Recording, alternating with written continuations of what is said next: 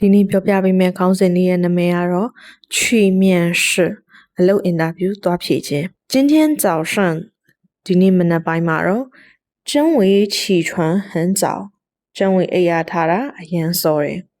因为他今天要去ဘာလို့လဲဆိုတော့သူဒီနေ့သွားမှာကတော့一家大公司面试ကုမ္ပဏီအကြီးကြီးတစ်ခုမှာအလုပ် interview သွားဖြေရမှာမို့လို့ပါ他穿了一件白色的衬衫သူအင်ကြီးအဖြူရောင်ကိုဝတ်ဆင်ထားပြီးတော့看起来很精神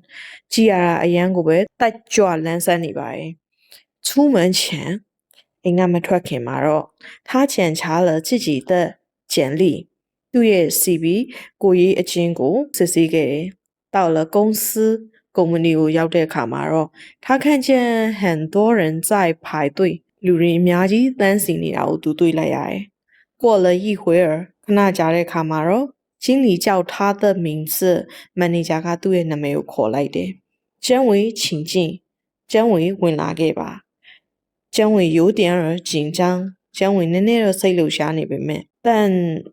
他笑着说ပြုံးပြီးတော့ပြောလိုက်တယ်经理您好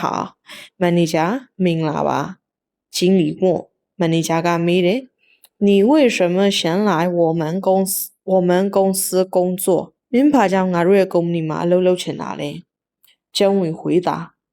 真伟ကပြန်ဖြေတယ်我觉得贵公司很有名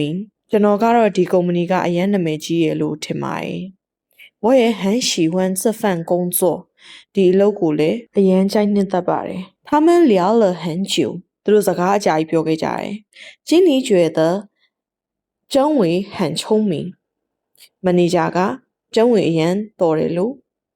ထင်သွားတယ်面试结束时经理说 interview ပြီးရဲ့အချိန်မှာတော့မန်နေဂျာကပြောတယ်下个星期来上班吧နောက်ပတ်တင်းလာနေမှာအလုပ်လာဆင်းလိုက်တော့တဲ့真伟非常高兴真伟အရန်ကိုပြောသွားပြီးတော့大声说အတန်ကျကျနဲ့ပြောလိုက်တယ်谢谢经理မန်နေဂျာကျေးဇူးတင်ပါတယ်我会努力工作的ကျွန်တော်အစွမ်းကုန်ကြိုးစားလိမ့်မှာပါဒီသင်ခန်းစာလေးကတော့ဒီလောက်ပါပဲ